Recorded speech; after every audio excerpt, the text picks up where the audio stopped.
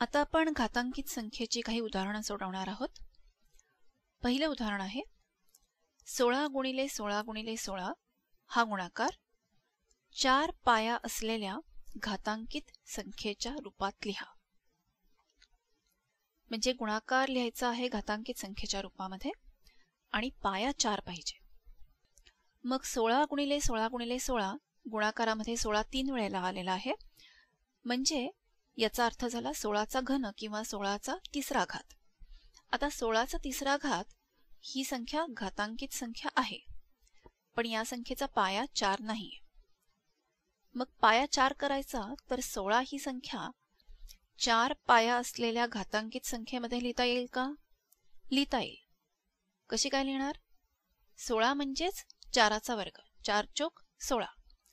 म्हणजे 16च्या ऐवजी मी जर 4चा वर्ग लिहिला तर मला 16चा घन बरोबर 4चा वर्ग आणि त्याचा घन असं लिहिता येईल.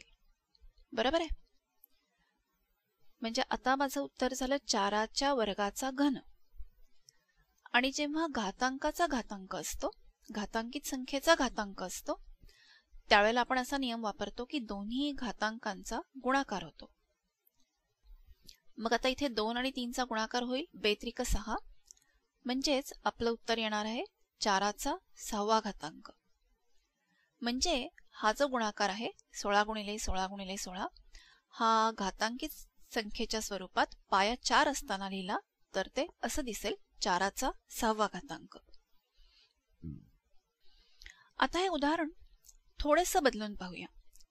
म्हणजे जे उदाहरण आहे ते आधीसारखंच आहे, पण मी इथे काय बदल केलाय की पाया 4 असण्याऐवजी 2 पाया असलेल्या घातांकित संख्येच्या रूपामध्ये आपल्याला लिहायचं आहे. गुणाकार तोच आहे, उदाहरण बाकी सगळं सारखं आहे, फक्त 4च्या ऐवजी पाया आपल्याला 2 हवा आहे. मग आपल्याला माहिती आहे की 16 गुणिले 16 गुणिले 16 म्हणजे 16चा घन आहे.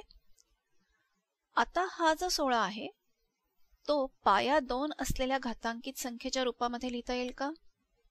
लिहिता येईल. कसं लिहिणार? आपल्याला माहिती आहे की 2 गुणिले 2 गुणिले 2 गुणिले 2 बरोबर 16. 2 दुने 4, 4 दुने 8 आणि 8 दुने 16. म्हणजेच 16 हा 2चा चौथा घातांक आहे, कारण गुणाकारामध्ये 2 4 वेळा आलाय. मग मी 16च्या जागी 2चा चौथा घातांक असं लिहिलं तरी चालणार आहे.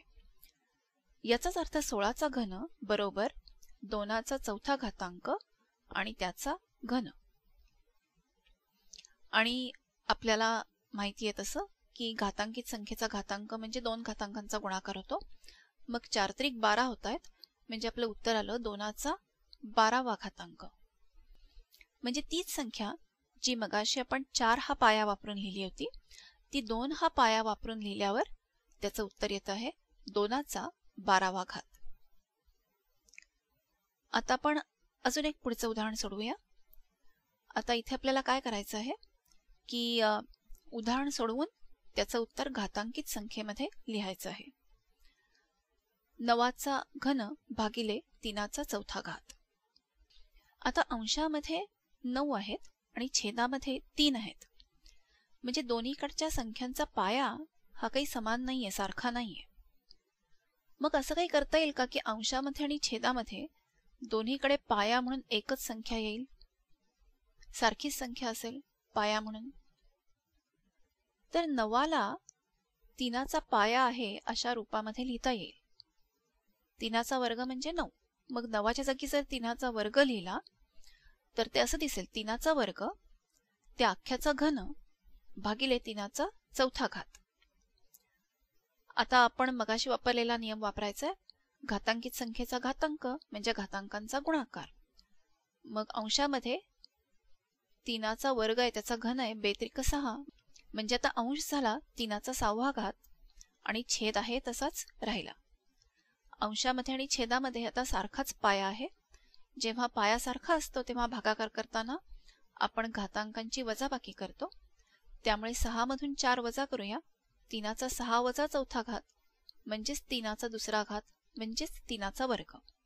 आता याचं उत्तर 9 येत आहे, पण मी 9 असं उत्तर न लिहिता 3चा वर्ग असंच उत्तर लिहिलंय. का बरं? कारण उदाहरणामध्ये म्हणलेलं आहे की उदाहरण सोडवून उत्तर घातांकित संख्येमध्ये लिहा. त्यामुळे घातांकित संख्येमध्ये 3चा दुसरा घात असं उत्तर आलंय आणि हेच आपल्या गणिताचं उत्तर आहे.